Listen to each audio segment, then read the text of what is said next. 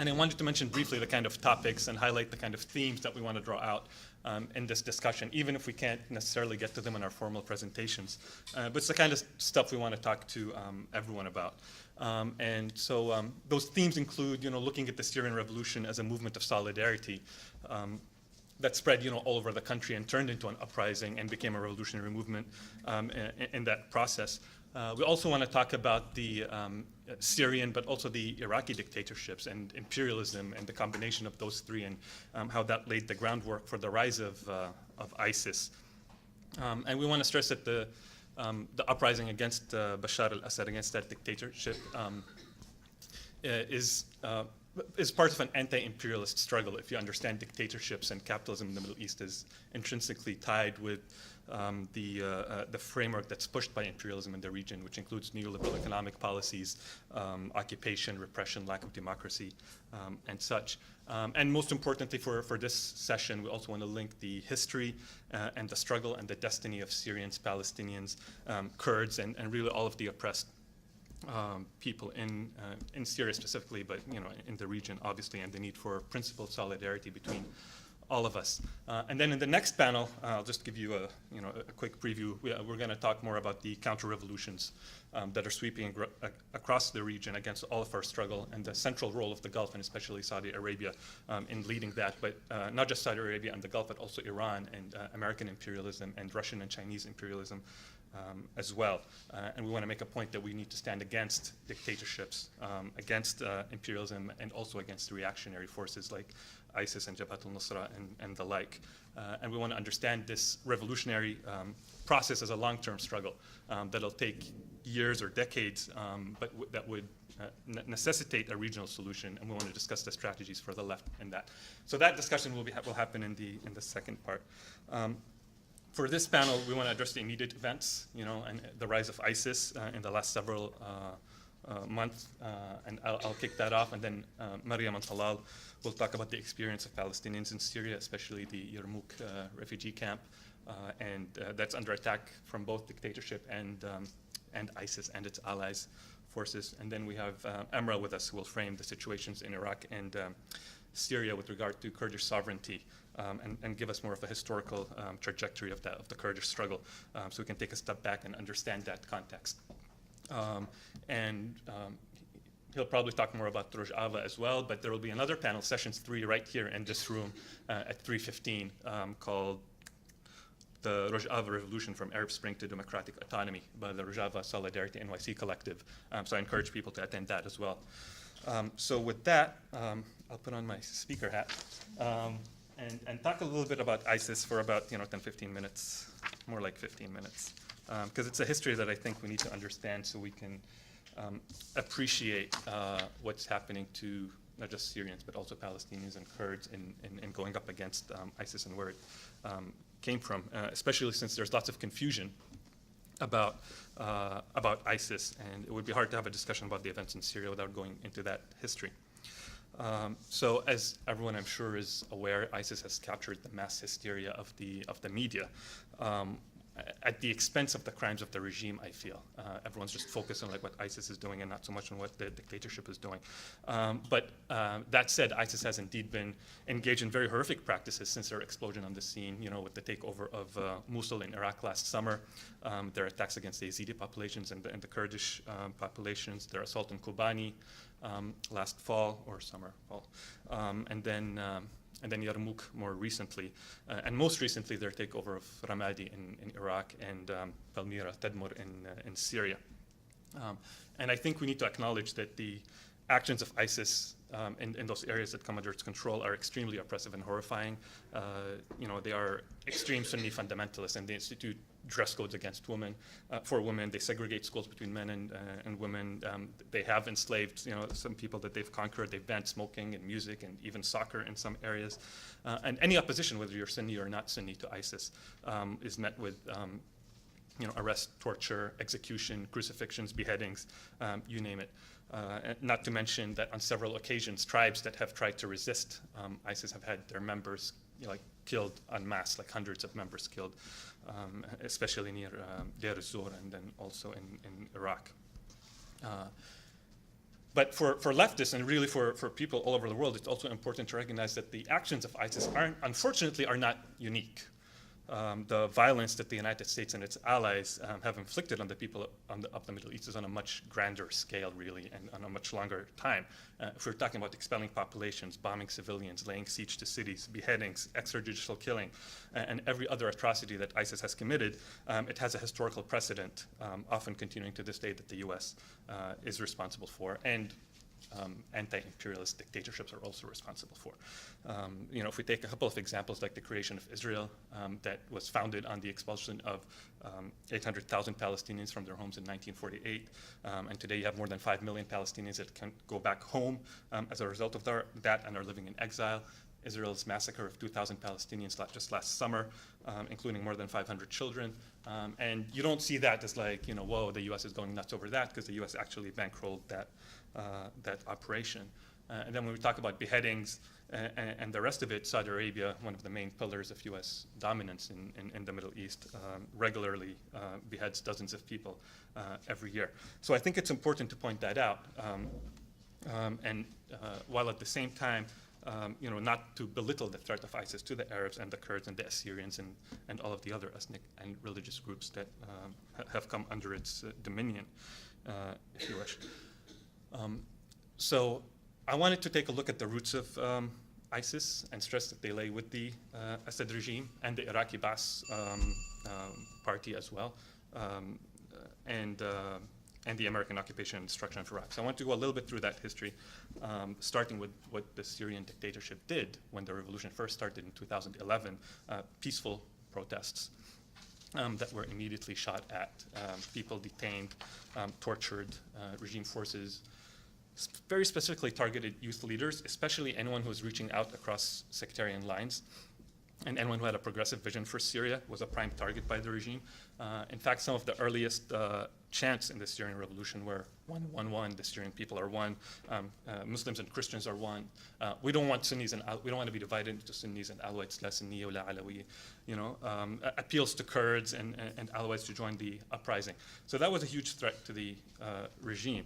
So what the government did at the time was released hundreds, some say 1,000, 2,000 known jihadist extremists from prison in order to shift the balance of forces inside the revolution, so it could paint it as the work of these Sunni extremists and Sunni terrorists, while at the same time the government sending its own armed forces into and sectarian militias on a rampage across Syria. So it was in a response to that the Syrian revolution was forced to arm itself and defend itself, and it was the regime's militarization of that process, its military response to the people's demands for more political freedom and the rest of it. It's that response that invited international intervention by the United States and the Gulf, trying to interfere with this revolutionary wave, but then also Russia and Iran, who provided Assad with the weapons and ammunition necessary to remain in power. And it's that situation that caused a mess for the groups on the ground that were trying to defend themselves and defend the uprising. So some of them started to tailor their ideologies to their sponsors. And then you had religious sectarian groups beginning to grow and attract more and more fighters because they had better funding and better arms. And it's that situation that created the opportunity for what used to be Al-Qaeda in Iraq, which then became the Islamic State in Iraq. It allowed it to grow and operate in Syria and become ISIS. And there's a history of mergers and splits that's interesting, but we don't have time to get into it. Maybe we can talk about it later. But Al-Qaeda in Iraq and then the Islamic State in Iraq was able to grow and recruit precisely because of the U.S. policies in Iraq, the policies of de-Baathification, which basically, after the fall of Saddam Hussein's regime in 2003, the U.S. occupiers criminalized membership in the Ba'ath Party, and therefore effectively firing many Sunni public sector employees who had joined the party just to get jobs. So you had a large section of Sunnis who were excluded from employment and participation in government. And then you had a large number of discharged personnel from the Iraqi armed forces, including high-ranking officers who then joined the resistance. And many, and especially key intelligence officers, ended up joining or allying with Al-Qaeda in Iraq, which did not exist before the American invasion. It was created in response to the occupation. And then at the same time, the Assad regime also used those precursors of ISIS. They used them tried to use them against the Americans in Iraq after that invasion, because Assad basically worried, for good reason, that if the Americans are successful in Iraq, they would come to him next. And there's a really good report that Spiegel Online did based on papers recovered after the death of a senior ISIS founder and commander, Haji Bakr, where the report goes through that, but then also points to how, and I quote, how in the ensuing years after 2003, Syrian intelligence officials organized the transfer of thousands of radicals from Libya, Saudi Arabia, and Tunisia to Al-Qaeda in Iraq. 90% of the suicide attackers entered Iraq via the Syrian route. That means, with the knowledge and blessing of Syrian intelligence forces. And a strange relationship developed between Syrian generals, international jihadists, and former Iraqi officers who had been loyal to Saddam. A joint venture of deadly enemies who met repeatedly to the west of Damascus. So you had both so-called secular dictatorships in Syria and Iraq, under conditions imposed by the American occupation and invasion that played a direct role in the rise of what became ISIS. And I think it would be a mistake to attribute any of the successes of ISIS to any religious reason. I think this was a carefully planned operation by ex-intelligence officers seeking to exploit the chaos and fragmentation of the revolutionary movement in the liberated parts of Syria. And they targeted very specific leaders and groups to consolidate their power. There was nothing natural about ISIS coming on the scene or growing out of any revolutionary group in Syria. So for example, and I'll quote from this Spiegel Online article again, although all this information, many of us have been campaigning around and in touch with activists who were corroborating all these stories for years. And they say, and I quote, when Raqqa, which became the de facto capital of ISIS in Syria, when Raqqa fell to the rebels in March 2013, a city council was rapidly elected. Lawyers, doctors, and journalists organized themselves. Women's groups were established. The Free Youth Assembly was founded, as was the Movement for Our Rights, and dozens of other initiatives. Anything seemed possible in Raqqa. But true to Haji Bakr's plan, Haji Bakr is the guy whose papers were found, who was the ISIS leader and ex-Ba'athist intelligence officer. So true to his plans, the phase of infiltration was followed by the elimination of every person who might have been a potential leader or opponent. The first person hit was the head of the city council, who was kidnapped in mid-May 2013 by masked men. The next person to disappear was the brother of a prominent novelist.